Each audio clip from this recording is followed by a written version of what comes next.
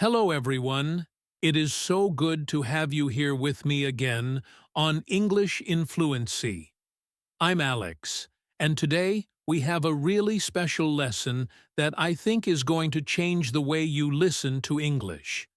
You know that feeling when you are listening to two people talk, or maybe you are watching a movie, and suddenly you realize you have no idea what they are talking about. It feels like you missed the first 5 minutes of a film, right? You are trying to catch up, looking for clues, but it is stressful. And by the time you finally understand the topic, the conversation is over. Well, today we are going to fix that problem completely. We are going to focus on the very beginning of conversations, because that is where the magic happens. If you can catch the first few sentences, you unlock the whole meaning.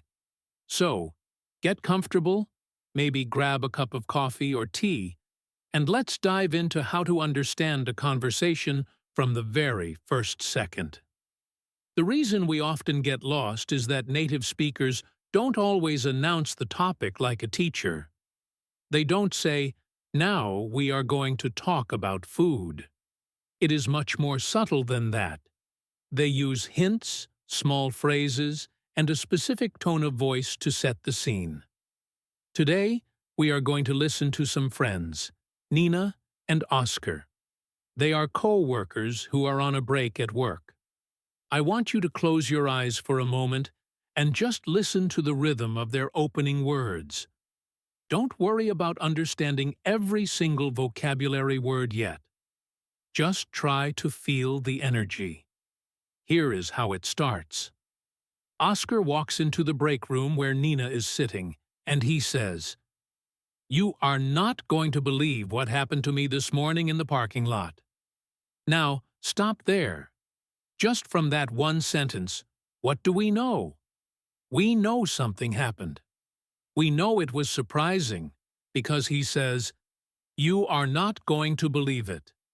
And we know the location is the parking lot. Your brain immediately starts preparing for a story about a car or an accident. This is a topic introduction. Nina replies, "Oh no, did you scratch your car again?" She is guessing the topic based on his introduction. Let's listen to a bit more of their conversation to see how the topic unfolds. Oscar continues, "No, not my car. Actually, I was walking to the entrance, and I saw a huge dog running loose. It was actually kind of scary, but also funny." Nina laughs and says, "A dog? In the office parking lot? That is crazy. Was it a stray?" Oscar answers, "I think so. It had a collar, but no tag. Anyway, security came and got it. But it was definitely the highlight of my day." So, the topic here wasn't just about a parking lot. It shifted to a loose dog. The key was that first sentence.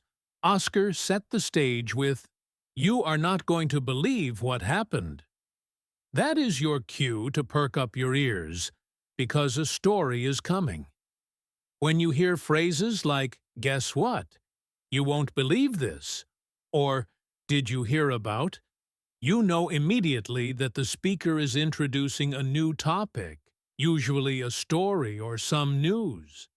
If you miss that phrase, you might think they are just talking about the weather or work, and you will be confused when they start talking about a dog. Now, let's look at a different type of introduction. Sometimes people don't start with a story. They start with a problem or a need. This is very common in daily life. Let's listen to two roommates, Sophie and Ryan. They are in their kitchen, and it is evening. Sophie starts the conversation. She says, "Hey Ryan, do you have a second? I need to ask you something about the bills." This is a very direct introduction. Sophie uses the phrase, "Do you have a second?" to get Ryan's attention, and then she immediately states the topic, the bills. There is no mystery here, but it is still a clear topic setter. Ryan stops what he is doing and says, "Sure, what's up? Is it the electricity bill?" Sophie replies, "Yeah, I think the amount is way higher than last month. Did you leave the air conditioning on all day yesterday?" Ryan sighs and says, "Oh, maybe I did. I forgot to turn it off when I left for work. Sorry about that." In this example, the topic was introduced as a request. When you hear, "I need to ask you about," or "Can we talk about?" you know the topic is going to follow immediately. It is a signpost. It tells your brain, "Okay, stop thinking about dinner or TV. We are now talking about money or responsibilities." To practice this, imagine you are Ryan. You hear Sophie say, "I need to ask you something." Your brain should switch gears instantly. If you are practicing listening, try to catch those switch phrases. They are like doors opening into a new room of conversation. Let's move on to a third scenario, something a bit more social. We are going to listen to two friends, Emma and John, who meet at a cafe. This type of introduction is very common because it starts with small talk before moving to the real topic. Emma walks in, sees John, and sits down. She says, "Hi, John. How are you doing? It's been ages since I saw you." John smiles and says, "I'm good, Emma. Yeah, it has been a long time. How is your job going?" Emma replies, "It's okay. Quite busy, actually. But listen, the reason I wanted to meet you is that I found some old photos from our university days." Did you catch that? They exchanged pleasantries. "How are you? How is the job?" But then Emma used a very strong signal phrase. "But listen, the reason I wanted to meet you is—" This phrase is golden for English learners. It means the small talk is over, and the main topic is here. John gets excited and says, "Really? Photos? That sounds amazing. Which year was it?"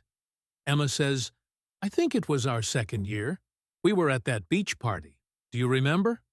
John laughs. "Oh, wow, yes. I remember that party. I can't wait to see them." So, the topic here is nostalgia, old photos, and university memories. If Emma hadn't said, "The reason I wanted to meet you," John might have kept talking about work, and the conversation would have drifted. By using that phrase, she grabbed the steering wheel and drove the conversation to the topic she wanted. When you are listening, if you hear "the reason I called" or "the thing I wanted to tell you is," get ready. The important information is coming next. Now, let's try to put this all together with a more complex example.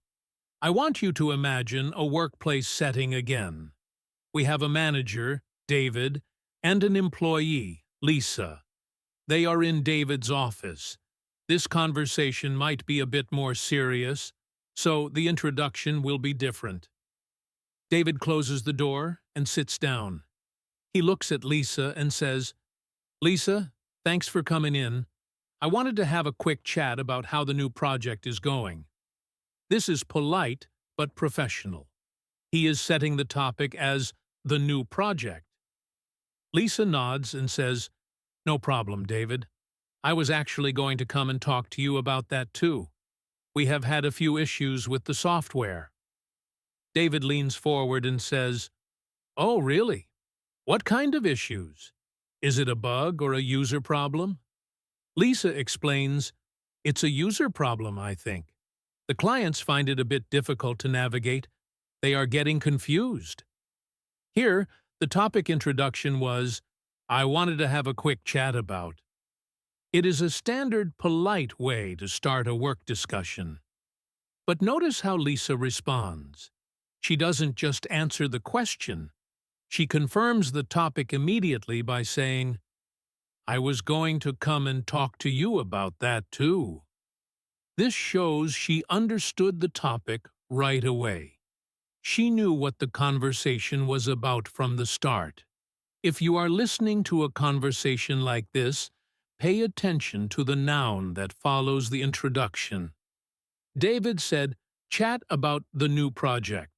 The topic is the project. Everything after that, software, bugs, users, is all part of that main topic circle. If you can identify the noun after the preposition about, you have found the topic. Let's take a moment to talk about the emotions behind these introductions, because emotion is a big clue. When Oscar talked about the dog, he was excited and surprised. When Sophie talked about the bills, she was serious and a bit worried. When Emma talked about the photos, she was happy and nostalgic. When David talked to Lisa, he was professional and neutral. Your ears can hear emotion even if you don't know every word. If someone sounds stressed and says, "We need to talk," you know the topic is probably a problem. If someone sounds happy and says, "You have to see this," the topic is probably something fun or interesting. Tone of voice acts like a highlighter pen for the topic. Let's meet another pair of characters, Grace and Harry. They are a husband and wife driving in a car. Harry is driving, and Grace is looking at her phone. Suddenly, Grace makes a sound. She says, that's strange." Harry glances over and asks, "What is strange? Is everything okay?" This is a reaction introduction. Grace didn't state a topic. She just made a comment that sparked a conversation. Harry's question, "What is strange?" is actually him asking her to introduce the topic. Grace replies, "The GPS says to turn left, but I thought the restaurant was on the right side of town." So, the topic is directions and getting lost. Harry laughs and says, "Technology, right? Maybe the GPS is taking us the scenic route." Grace smiles and says, "Maybe, but I really don't want to be late for the reservation." In this case, the topic emerged from a reaction. "That's strange" is a hook. It invites the other person to ask, "What?" If you are listening, always pay attention when someone expresses confusion, surprise, or annoyance. "I can't believe this." "That's weird," or "Oh no," are all signals that a topic is about to appear. If you miss those signals, you miss the setup. Harry caught the signal immediately by asking, "What is strange?" That is a great listening skill. He identified that Grace had a thought, and he asked for the topic. Let's try another one with two students, Chloe and Ethan. They are studying in a library. Chloe looks tired.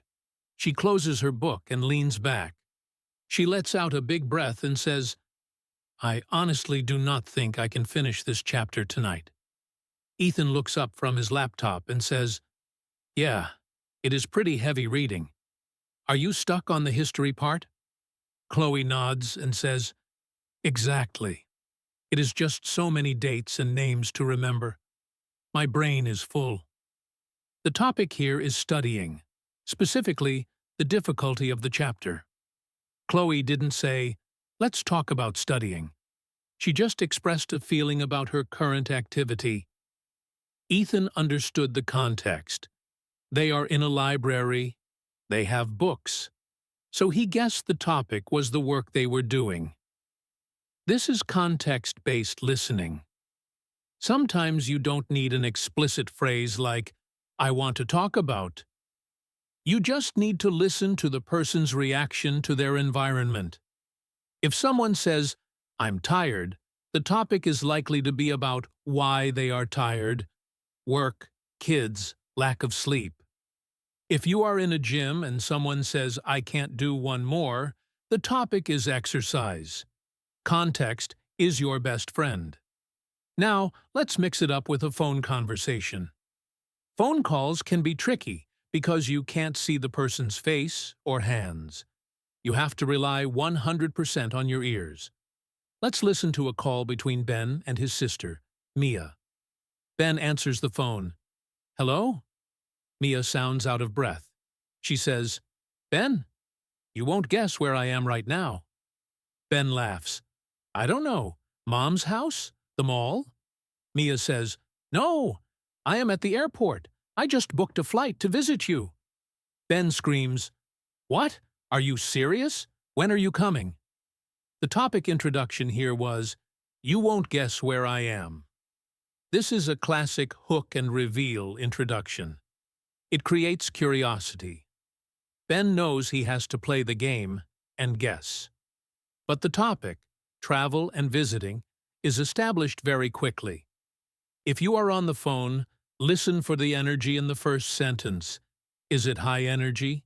Is it low energy?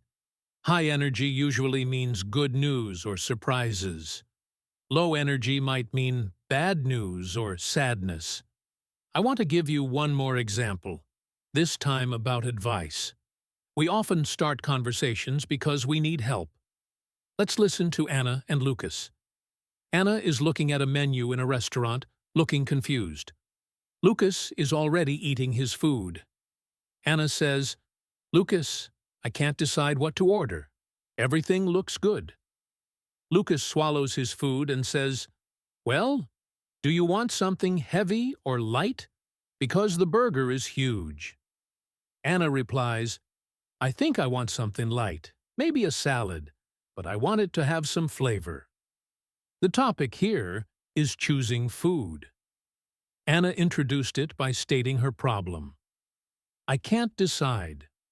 When you hear someone state a problem, the topic of the conversation will be about solving that problem.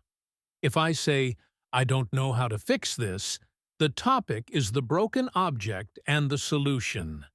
If I say, "I'm bored," the topic is finding something to do. Problem statements are very strong topic introducers. Let's try one final detailed practice to wrap this section up. We are going to listen to a conversation between two neighbors, Mrs. Green and Mr. Blue. They are standing in their gardens. Mrs. Green is holding a watering can. She looks over the fence and sees Mr. Blue looking at a tree branch in his yard. She decides to start a conversation. She says, "Good morning, Mr. Blue. That tree branch looks like it might fall soon." Now, what is the topic here? It is the tree branch and the danger of it falling. Mrs. Green used an observation to introduce the topic. Mr. Blue looks up and says, "Oh, good morning, Mrs. Green. Yes, I was just thinking the same thing. It is hanging by a thread, isn't it?" Mrs. Green nods. "It is. I worry about it hitting my car if the wind gets strong tonight." Mr. Blue sighs. "I will call someone to cut it down this afternoon. I don't want any accidents." In this simple exchange, the topic was introduced by a visual observation. "That looks like" is a great phrase for starting a conversation about the environment around you. If you are at a bus stop and you say, "The bus looks late," the topic becomes the schedule and waiting. If you are at a party and you say, "The music is very loud," the topic becomes the noise level. Observation introductions are very natural and spontaneous. They show you are aware of your surroundings. Now, we are going to take this a step further. Real life is messy, and people don't always introduce a topic and stick to it perfectly. Sometimes they are shy, sometimes they are polite, and sometimes they change their minds completely. So, let's look at soft introductions and how to spot when someone is leading up to a request. This is something that happens all the time, and if you don't catch the soft signals, you might miss the point entirely. Let's start with a very common situation. Asking for a favor. In English culture, and in many others, we don't like to ask for things directly. It feels a bit rude. So, we wrap the request in soft words. Let's listen to two neighbors, Sarah and Mike. Sarah knocks on Mike's door. Mike opens it and smiles. Sarah says, "Hi, Mike. How are you doing? I hope I'm not disturbing you." Now, right there, that is a soft introduction. She is checking if he is available before she states her topic. Mike says, "No, not at all, Sarah. I'm just watching TV. What's up?" Sarah continues, "Well, you see, my car is at the mechanic today, and I need to pick up some groceries from the store." Did you hear how she hesitated? She didn't say, "Can you drive me?" immediately. She started with, "You see?" This phrase is a bridge. It connects the small talk to the real topic. It signals, "I am about to tell you my situation, and I hope you can help." Mike understands this social cue immediately. He says, "Oh, I see. Do you need a lift?" Sarah replies, "That would be amazing, if you have time. I just have a few bags." Mike grabs his keys. "Sure, let me just get my shoes." So, the topic here was a request for help, but it was introduced with politeness markers. If you are listening and you hear, "I hope I'm not disturbing you," or "I was wondering if you could help," you know a request is coming. Your brain should switch to help mode. Let's try another soft introduction, this time involving a bit of gossip. Gossip is a huge part of social conversation, and the way people introduce it is usually full of excitement and secrecy. Imagine two colleagues, Jenny and Tom, standing by the water cooler at work. Jenny looks around to make sure no one is listening. She leans in close to Tom and whispers, "Tom, have you heard the latest about the manager?" This is a classic gossip intro. It uses a question to check if you already know the information, but the tone implies she has something juicy to tell. Tom looks interested and says, "No, I haven't." "What happened? Did he quit?" Jenny giggles and says, "No, but apparently he is sending everyone to a conference in Paris next month." The topic here is workplace news, but specifically, it is exclusive news. The introduction, "Have you heard the latest?" is the key. It means, I have information you don't have. If you hear this, you know the topic is going to be news or rumors.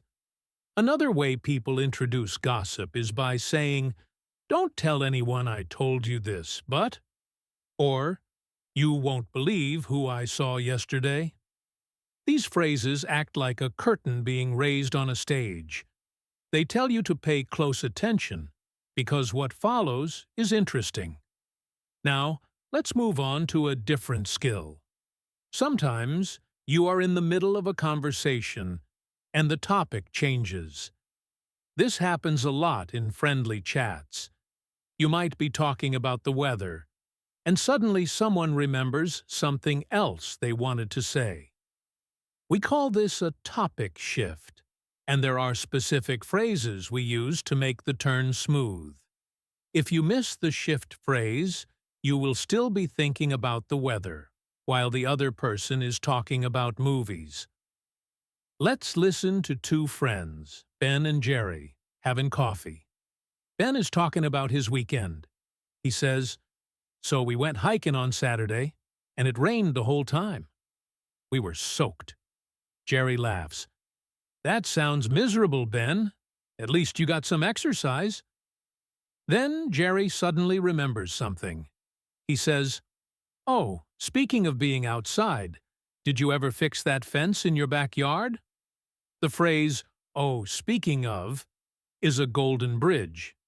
It takes one word from the old topic, outside, and connects it to the new topic, the fence. Ben understands the shift immediately. He says, "Oh, right, the fence. No, I haven't done it yet. I've been too busy." If Jerry had just said, "Did you fix your fence?" without the "speaking of" phrase, it would have felt a bit abrupt. The phrase prepares the listener for a change of direction. There are other shift phrases too. People might say, "That reminds me of," or, "By the way," "While I remember," or, on a different note. Let's hear another example with a husband and wife, Liam and Olivia. They are eating dinner. Liam is talking about football. He says, "The game last night was incredible. The score was 3-2 in the last minute." Olivia isn't a big fan of football, but she listens politely. Then she says, "That's great, honey, but on a completely different note, we need to plan our holiday for the summer." The phrase, "on a completely different note," is a very clear signal. It means, stop thinking about football. I am changing the subject completely. Liam knows he has to switch gears. He says, "Oh, right, the holiday. Where do you want to go?" Catching these shift phrases is vital for following along. If you don't catch on a different note, you might try to connect the holiday to football, and you will get very confused. Let's look at another type of introduction. The opinion opener. Sometimes people start a conversation just because they want to share their thoughts on something. They don't want a favor, and they don't have news. They just want to talk. Let's listen to two students, Maya and Sam, waiting for a bus. Maya looks at an advertisement on the bus stop shelter. She shakes her head and says, "I really don't like this new ad campaign. It is so boring." Sam looks up from his phone and says, "Which one? The one for the soft drink?" Maya nods. "Yes, that one. The colors are dull, and the slogan makes no sense." The topic here is advertising and design, but it was introduced by sharing an opinion. "I really don't like" is a strong invitation for the other person to agree or disagree. If Sam liked the ad, he would say, "Really? I kind of like it." If he agreed, he would say, "Yeah, you're right. It's terrible." Opinion introductions are great for starting debates or discussions. Listen for phrases like, "I think that," "in my opinion," or "Did you see that?" "It was terrible." Now, I want to talk about something that can be tricky, the indirect complaint. Sometimes people are unhappy, but they don't want to start a fight. So, they introduce the topic of their unhappiness very softly.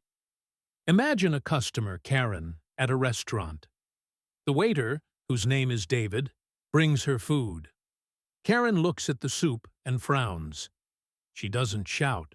She says, "Excuse me, David, could I possibly have a word?" This is very polite.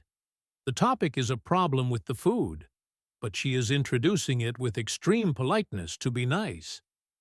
David says, "Of course, madam. Is everything okay?" Karen points to the soup and says, "I think this soup might be a little cold. I am sorry to be a bother."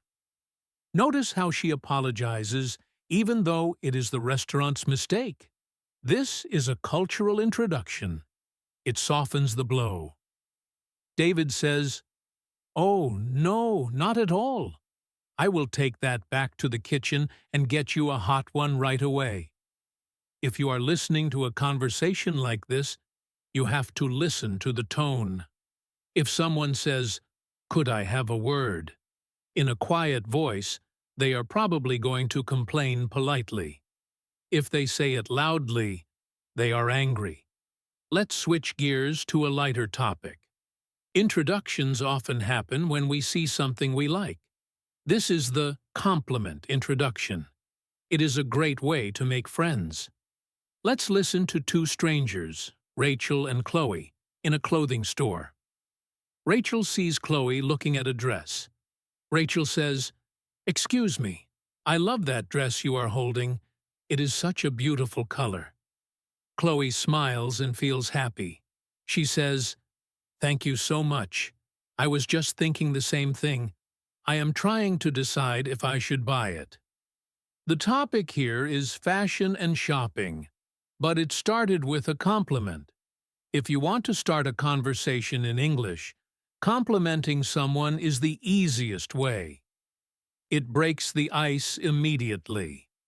Chloe's response showed she accepted the topic because she started talking about buying the dress. If she hadn't wanted to talk, she might have just said, "Thanks," and walked away. But because she said, "I am trying to decide," she kept the conversation going. We should also practice listening for reminder introductions. This is very common between friends and family. It happens when one person remembers something the other forgot. Let's listen to a brother and sister, Jack and Emily. They are walking out the door. Jack has his keys in his hand. Emily stops and says, "Jack, wait a second. Did you remember to turn off the iron?" The topic here is safety and checking the house. The introduction is the name plus, "Wait a second." This stops the action. It forces the listener to pause and think. Jack pats his pockets. "Oh, I don't know. I think so." Emily says, "I think you left it on. I heard you beeping it earlier. You should go check." The phrase, "wait a second," or "hold on," is your clue that an important interruption is happening. It's not just a chat, it's a correction or a reminder. Let's do one more complex practice session. We are going to listen to a phone call between a boss, Mr. Henderson, and his assistant, Julie. This is a business call, so the introductions will be professional but polite. Mr. Henderson picks up the phone. "Good morning. Henderson speaking." Julie replies, "Good morning, Mr. Henderson. It's Julie. I'm calling to give you a quick update on the schedule for today." The topic here is the work schedule. It was introduced directly with, "I'm calling to." This is the most efficient way to start a business conversation. Mr. Henderson says, "Thanks, Julie. Go ahead. Is everything on track?" Julie continues, "Mostly, but there has been a slight change. The meeting with the clients has been moved from 10 a.m. to 2 p.m. Mr. Henderson sighs. "Okay, 2 p.m. That gives me more time in the morning then." Is that all? Now, imagine Julie had something else to add, a different topic. She might use a shift phrase. She could say, "Actually, there is one more thing." This is a very common phrase. It acts like a doorstop to keep the door open. When you hear "one more thing," you know the topic is changing slightly, or there is additional information. Mr. Henderson would then say, "What is it?" Julie says, "The repairman is coming to fix the photocopier at 11 a.m. So the topic shifted from the schedule to the photocopier. The phrase "one more thing" prepared him for the new information. Let's try to visualize a party scene. Parties are full of mini conversations that start and stop quickly. Imagine two people, Kevin and Sophie, who don't know each other well. They are standing near the snack table. Kevin takes a cookie and looks at Sophie. He wants to talk. He says, "These cookies are delicious. Have you tried one?" This is an offer-based introduction. The topic is food, but the real goal is to start a social connection. Sophie takes a cookie. "No, not yet, but they smell good." Kevin nods. "You should try one. I think they are chocolate chip." Now the topic is established. If Kevin had just said, "Hello, my name is Kevin," it might have felt a bit formal. By talking about the cookies, he introduced a topic that was easy for both of them to talk about. It is a safe topic. Now, imagine later in the party, Sophie wants to leave. She needs to introduce the topic of leaving. She says to Kevin, "It has been lovely talking to you, but I actually need to get going." The phrase, "I need to get going," is the topic introduction. It means, the topic of our conversation is now ending, and I am leaving. Kevin understands. He says, "Oh, okay," It was nice meeting you. Get home safe. Sophie says, thanks, you too. Bye. These closing introductions are just as important as opening ones. They signal the end of a topic, so you aren't left standing there wondering what to say next. I also want to touch on storytelling introductions again, but in a different context. Sometimes people introduce a story to give advice. Let's listen to a father, Mark, talking to his son, Leo. Leo is complaining about his homework. Mark sits down and says, "You know, when I was your age, I had a teacher who gave us so much homework, I thought my head would explode." This introduction uses personal experience to introduce the topic of homework struggles. Leo stops complaining for a second and looks at his dad. "Really? What did you do?" Mark smiles. "I learned to do it bit by bit. I didn't try to do it all at once." The phrase, "you know, when I was your age," is a very famous parent introduction. It signals that a story is coming to teach a lesson. If you hear this, you know the topic is advice based on experience. Let's listen to one final example to see if you can catch the type. Here is a conversation between two friends, Amy and Chris, walking down the street. Amy stops suddenly. She looks at a shop window. She says, "Chris, look at that dress in the window. It is exactly like the one Jennifer wore to the wedding." Chris looks and says, "Wow, you're right. It is the same color." Amy says, "I wonder where she bought it. Maybe we should go inside and ask." What was the introduction here? It was an observation. Look at that. It sparked a topic about a friend's clothing and possibly shopping. Amy didn't say, "I want to go shopping." She just pointed something out. But the result was the same. They started talking about shopping. If you were walking with them and you missed Amy pointing at the window, you might be confused when they started talking about Jennifer's dress. You would wonder, why are we talking about Jennifer? But if you caught the "look at that," you would be looking at the dress too, and the conversation would make perfect sense. Now, we are going to tackle the most advanced part of listening. This is where things get really interesting. We are going to look at vague introductions, roundabout conversations, and finally, we will listen to a long, natural conversation that ties everything we have learned together. Sometimes, people do not introduce a topic clearly at all. Sometimes, they are vague on purpose. This can be very frustrating for learners, but once you understand why people do it, it becomes easier to handle. People are usually vague when they are embarrassed, when they are unsure if you want to talk about something, or when they are trying to be funny. Let's listen to an example with two friends, Fiona and Daniel. They are sitting in a library, studying quietly. Daniel stops writing and taps his pen on the table. He looks around and whispers to Fiona, "So, I might have done something a little bit silly this morning." Now, that is a vague introduction. He doesn't say what he did. He just sets a mood. Something silly happened. Fiona stops reading and whispers back, "Oh no. What did you do? Did you fail a test?" Daniel shakes his head. "No, not that. I sent an email to the wrong person. It was a personal email about my boss, and I sent it to my boss." Fiona gasps, "Daniel, you didn't. What did it say?" In this case, Daniel used a vague intro to test the waters. He wanted to see if Fiona was interested before he shared his embarrassing secret. The phrase, "I might have done something silly," is a hook. It creates curiosity.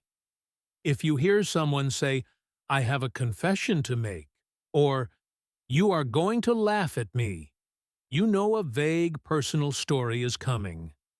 The topic here is a mistake, but Daniel didn't use the word mistake. He used silly.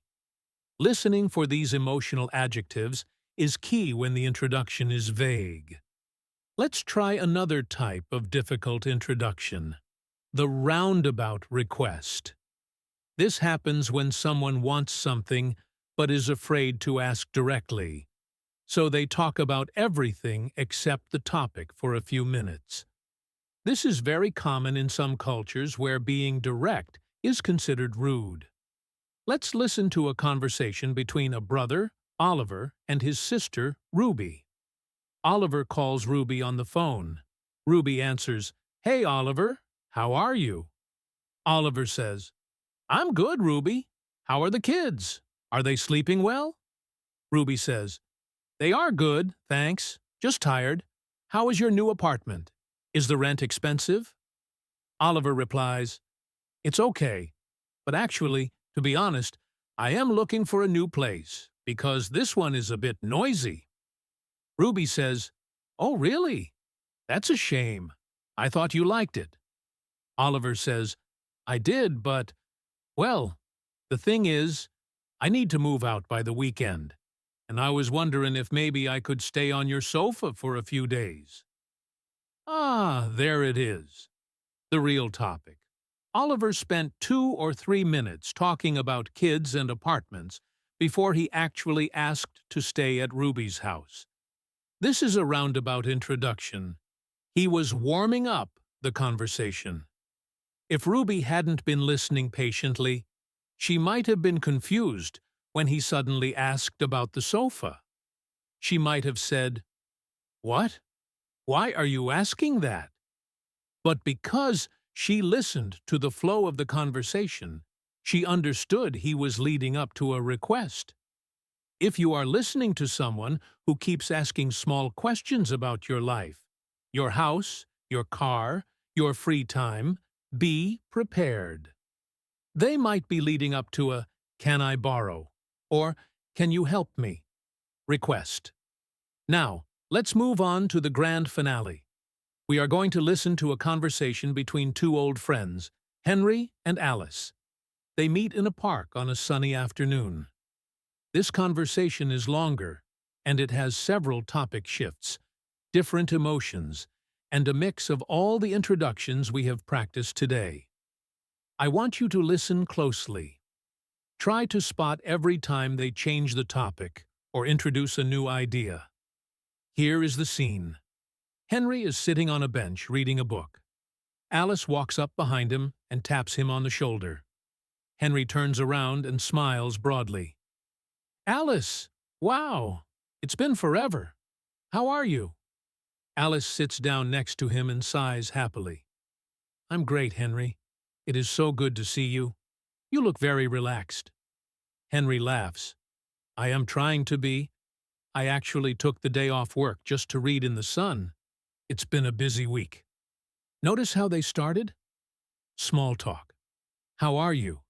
And "It's been forever." But then Henry gives a topic introduction. He says, "I actually took the day off work."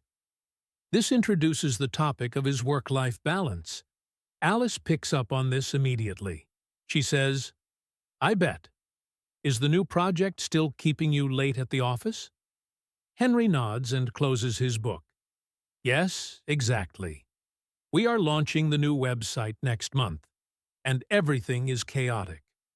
But honestly, I don't want to talk about work today. It's too nice outside." "Here is a shift," Henry says. "I don't want to talk about work." That is a direct closing of a topic and a signal for a new one. Alice accepts the shift. "Fair enough. Let's talk about something happy. Did you hear that Sarah got engaged?" Now, Alice uses a "Did you hear?" introduction to introduce gossip news. Henry looks surprised. "No way! Sarah? That is fantastic news. Who is the lucky guy?" Alice leans in, lowering her voice. "His name is Mark. They met at a coffee shop. Apparently, he spilled coffee on her laptop. Can you imagine?" They laugh. and the topic is now Sarah's engagement. But listen closely, because they are going to shift again. After chatting about the wedding for a minute, Alice looks at her watch, and her expression changes. She looks a bit serious. "Oh, speaking of time, I actually have to go to the dentist in an hour." The phrase, "speaking of time," is the shift trigger. The topic is moving from gossip to schedules. Henry stands up and stretches. "Okay, well, it was great seeing you. We should do this again properly. Maybe go for dinner." Alice smiles and stands up too. "I would love that. Let me check my schedule and text you later." Henry nods and says, "Sounds perfect. Good luck at the dentist." Alice starts to walk away, but then turns back around. "Oh, Henry, one last thing before I forget." This is the "one last thing" interruption we talked about earlier. It means a new, quick topic is coming. Henry stops. "Yeah?" Alice asks. "Do you still have that blue suitcase I borrowed last summer?" Henry thinks for a second. "Yes, I think it's in the closet. I'll bring it out next time we meet." Alice waves. "You are the best.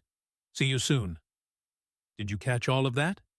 In just a few minutes, they covered 5 different topics. First, the reunion and small talk.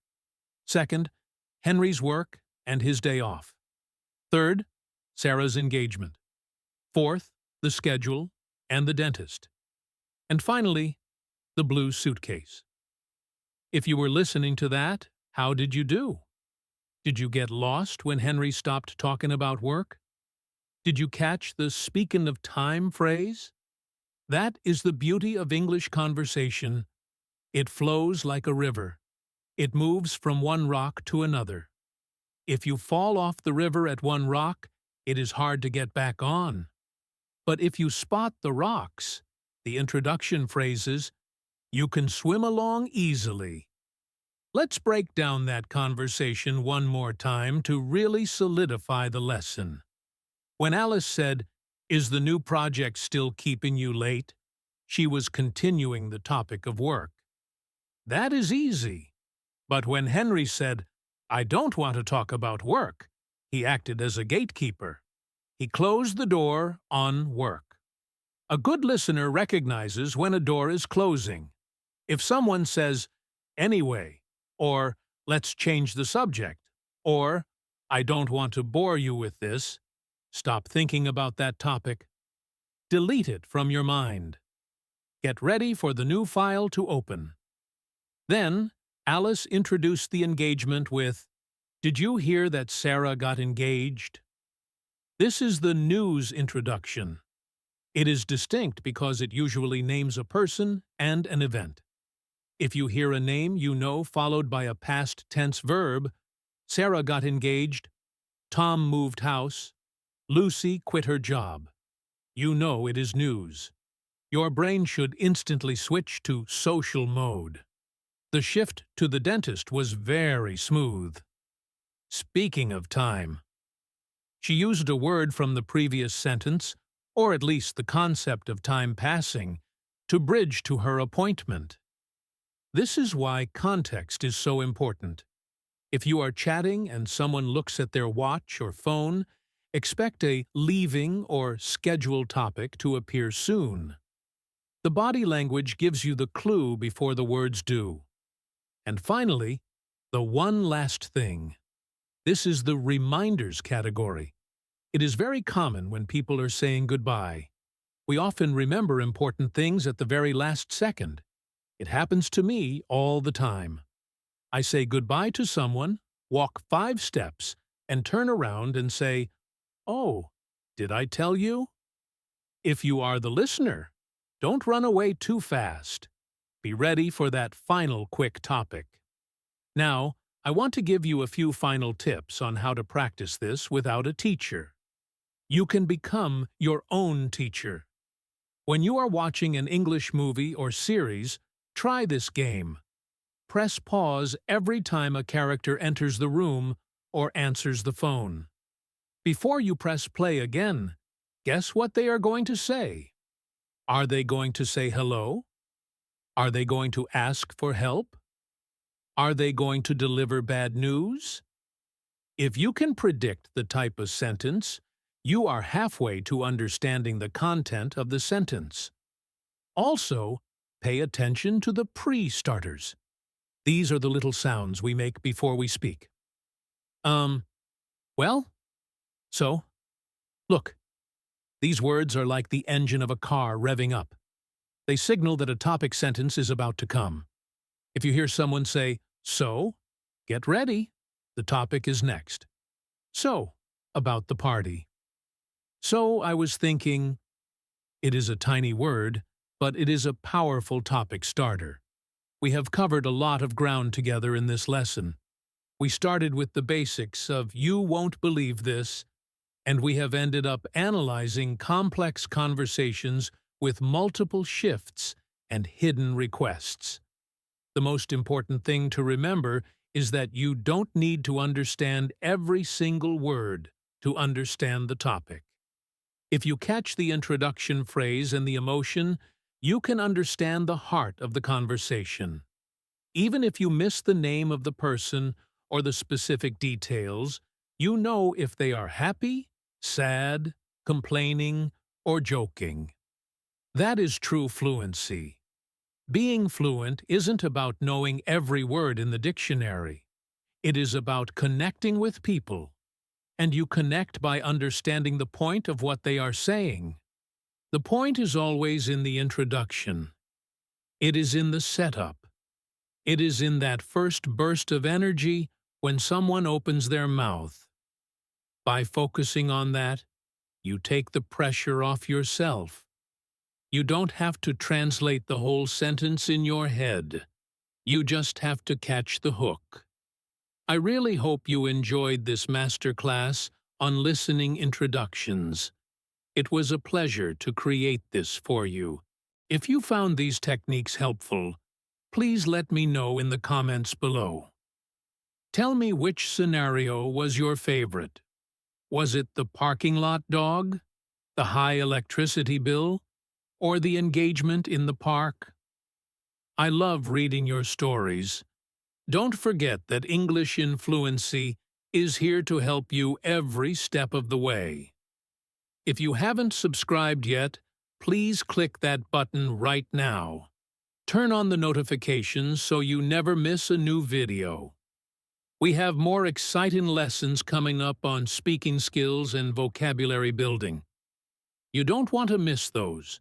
Keep practicing your ears. Listen to the people around you. Listen to podcasts, watch movies, and eavesdrop on conversations on the bus. Treat every conversation as a puzzle, and find the topic introduction. You will see that English is everywhere, and it is not as scary as it seems. You are doing an amazing job. Stay curious, stay confident, and keep speaking and listening. Thank you for being part of the English in Fluency family. I am Alex, and I will see you in the next video. Goodbye for now.